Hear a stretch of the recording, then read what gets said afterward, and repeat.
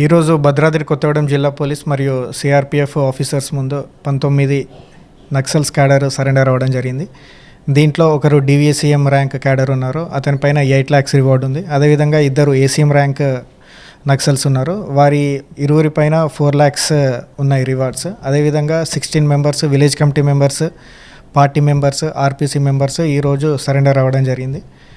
దీనికి ప్రధాన కారణం మనము జనవరి నెలలో ఆత్మీయ సమ్మేళనం అనే ఒక ప్రోగ్రాము నిర్వహించడం జరిగింది. దాంట్లో యూజీ క్యాడర్ ఎవరైతే అండర్ గ్రౌండ్ క్యాడర్ ఉన్నారో వాళ్ళ ఫ్యామిలీస్ని పిలిపించి మోటివేట్ చేయడం జరిగింది. దానికి మంచి రెస్పాన్స్ వచ్చి ఈరోజు ఈ 19 మెంబర్స్ మన ముందు రావడం జరిగింది.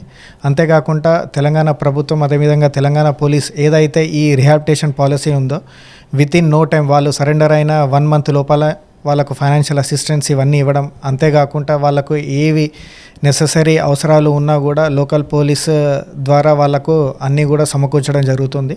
సో యాజ్ ఏ జిల్లా ఎస్పీగా I request and I appeal, UG cadre ఎవరు ఉన్నా కూడా ముందుకొచ్చి సంబంధిత పోలీస్ స్టేషన్స్ లేకపోతే ఎస్పీ కార్యాలయంలో లొంగిపోండి.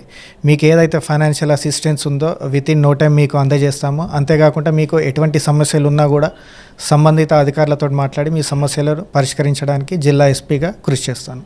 Thank you.